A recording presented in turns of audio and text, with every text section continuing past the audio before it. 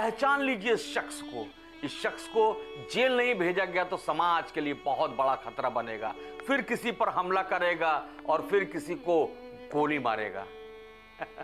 आप चौंक गए होंगे कि जो शख्स ठीक से सीधा खड़ा नहीं हो सकता, जिसको एक स्थान से दूसरे स्थान ले जाने के लिए दो लोगों के सहारे की जरूरत पड़ती है, वो समाज के लिए कैसे खतरा बनेगा।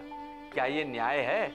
तो चलिए हम बात करते हैं अपने देश की। मतलब हमारे यहाँ न्याय इतनी फुर्ती से चलता है कि जब तक वो आपके दरवाजे पर पहुंचता है तब तक इंसान की कमर झुक चुकी होती है, दांत गिर चुके होते हैं और वो खुद परमात्मा से मिलने की कड़ियां जोड़ रहा होता है। ये वीडियो किसी वृद्ध आश्रम का नहीं है और ना ही ये दादाजी सुबह की सैर पर निकले थे। ये हमारे बिहार के वैशाली के 84 साल के दीप राय जी हैं, जिन्हें हमारी जांबाज पुलिस ने बड़े सम्मान के साथ जेल ले जाने का कोशिश कर रही है। मामला है सिर्फ और सिर्फ 34 साल पुराना। क्या बात कर रहे हैं? साल 1992 का, जब देश में दिलवाले दुल्हनिया ले जाएंगे की स्क्रिप्ट भी नहीं लिखी गई थी। अच्छा। तब इनके खिलाफ एक मामले में चार्जशीट दाखिल हुई थी। अब जाकर साल 2026 में हमारी अदालत ने फैसला सुनाया है 34 साल।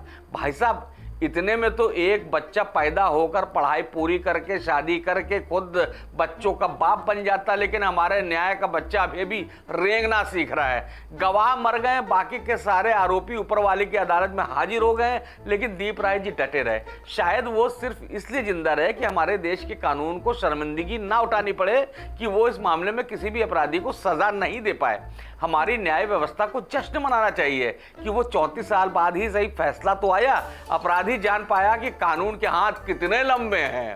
वैसे एक बात तो माननी पड़ेगी कि हमारे देश की जेलें दिलदार बहुत है। देश की तमाम जेलों में क्षमता से कई गुना अधिक कैदी ठूस ठूस कर भरे हुए हैं। बैरक में पैर रखने की जगह नहीं है, लेकिन फिर भी हमारे सिस्टम का दिल इतना बड़ा है कि वो वैशाली के इस बेसहारा बुजुर्ग के लिए जगह बना ही लेता है। असली खेल वहाँ है जहाँ गरीब और अक्षम लोग हैं, जो छोटे मोटे धाराओं में बंद हैं और जमानत के पैसे नहीं दे सकते। वो सालों साल जेल में सड़ रहे हैं।